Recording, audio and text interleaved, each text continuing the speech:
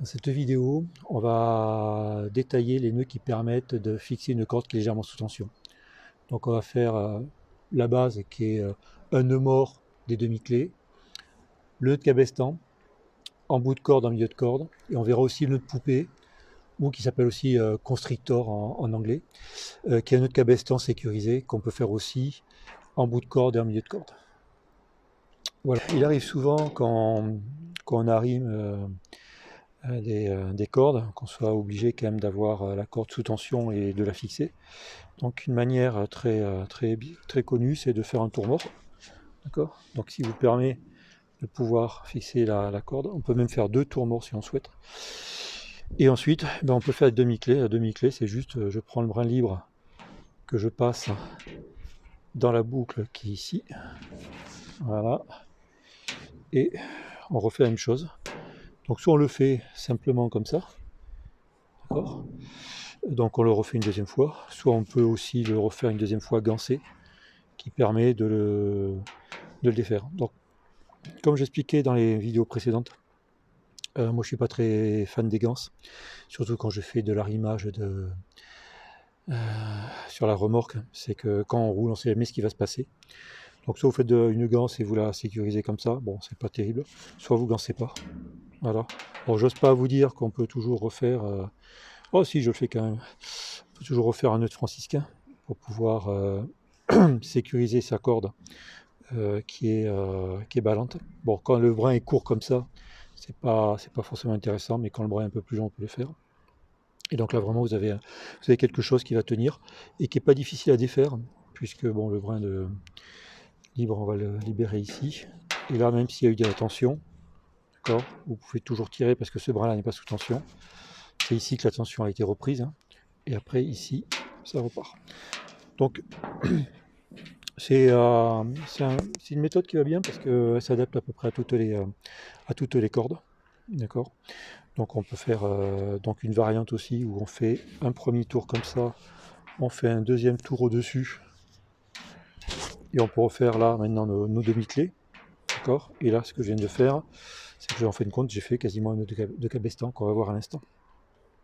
Le nœud de cabestan, bon, c'est un nœud marin, d'où le nom, hein, permet d'auto-bloquer le nœud. Donc on fait une boucle,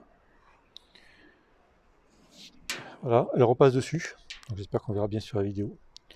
Donc on peut même le fixer ici avec le doigt, d'accord, ou la paume, ça dépend de la taille de la corde et la fixation. Et là on a un brin, on fait un tour mort, qu'on va faire passer dans la boucle. Voilà, donc ça c'est un nœud de cabestan. Je vais le refaire sans tension sous la corde, comme ça j'aurai un peu plus de latitude pour le montrer. Je vais me le faire à l'envers. Donc on a le brin qui arrive, qui va par exemple tourner à droite, il croise à gauche, et il va repasser sous lui-même. Le brin libre repasse sous la boucle qu'on a créée. Et quand on tire, donc l'intérêt, alors faut le faire simple, le nœud cabestan, il ne faut pas faire plusieurs tours parce qu'on va perdre d'efficacité. C'est que quand vous tirez sur votre brin travaillant, donc ça revient ici, et là, ça vient serrer le brin libre. Donc le brin de cabestan, il faut essayer quand même d'avoir des brins libres un peu longs. D'accord. Donc là, ça permet vraiment de pouvoir rapidement, sous tension légère, fixer la corde. Et après, donc elle a toujours un peu tendance à tourner, mais ensuite elle s'auto-bloque. Donc c'est très simple aussi à défaire, parce qu'une fois que vous n'avez plus la tension, d'accord, vous pouvez toujours faire jouer votre nœud, et là vous le libérez, et vous pouvez défaire. Donc le nœud de cabestan, très facile à faire aussi en milieu de corde, d'accord, et il va y avoir une application que moi j'utilise, que je vais vous montrer. Donc pour le faire, vous faites tourner votre corde, et vous faites une première boucle. Un peu plus loin, vous faites tourner votre corde, et vous faites une deuxième boucle. D'accord, donc on a 2 boucles. Et là les boucles, on va les faire glisser et tourner pour que les 2 brins qui sortent des boucles soient entre les 2 boucles. Voilà. Et là, si je serre, j'ai un nœud de cabestan. Alors à quoi ça sert? Si vous avez un chien, une corde et vous êtes en camping, vous faites une première boucle, vous faites une deuxième boucle, vous les faites glisser l'une sur l'autre, vous les accrochez sur une boule d'arrimage, Donc l'intérêt que ça a, c'est que vous pouvez vous mettre n'importe où dans la longueur de la corde. Vous faites votre première boucle, vous faites votre deuxième boucle. Toujours en torsion, c'est le plus simple. Vous faites la deuxième, voilà. Vous remettez les boucles dessus-dessous pour que les brins sortent bien à l'intérieur. Vous allez là, vous serrez, et en moins de 3 secondes, vous avez sécurisé votre chien. Donc une variante du nœud de cabestan, qui ne se fait pas sous corde tendue, c'est ce que les Anglais appellent constrictor. Ça permet d'avoir un nœud qui est encore plus sécurisé que le nœud de cabestan, et surtout qui permet sur des cordelettes de pouvoir fixer des fagots ensemble. C'est très très utile, par exemple pour fixer des tuyaux d'eau. Vous faites un nœud de constrictor, ça va très bien. Donc le nœud de constrictor, c'est quoi? C'est on commence comme le nœud de cabestan. Bon, là j'ai toujours mon brin qui est souple, hein, on ne le fait pas sous tension. Donc on fait un nœud de cabestan, donc on laisse un brin. Je passe dessous, toujours un nœud de cabestan. Voilà, je passe dessous, ici. Mais avant de serrer le nœud, mon nœud libre, je le repasse dans la première boucle. Voilà. Et là, j'ai un nœud de constrictor. Donc celui-là, il ne se défait pas. Enfin, sous la charge, parce qu'il est vraiment auto-bloqué de partout. Et ça permet vraiment, sur des cordelettes, sur des cordes, quand vous voulez fixer des choses entre elles, vous faites un nœud de constrictor. Et après défaire, bon, c'est pas forcément le plus simple, mais c'est un nœud qui se défont et qui vous permet d'avoir, ça remplace des colliers électriciens, des choses comme ça, et donc vous pouvez le faire facilement comme ça. Voilà, c'était le nœud constrictor.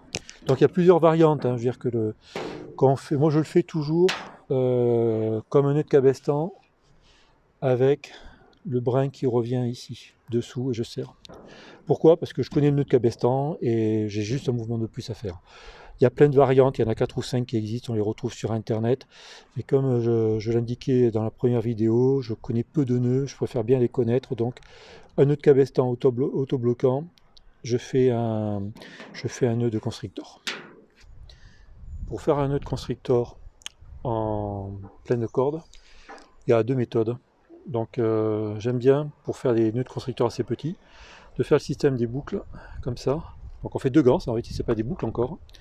Et on les passe toutes les deux derrière, de telle sorte que les brins sortants soient devant, et après vous refermez la boucle. Et là, si je prends de nouveau ma boule ici, j'espère que ça va marcher, en fait ici vous la passez, et vous avez un nœud de constrictor.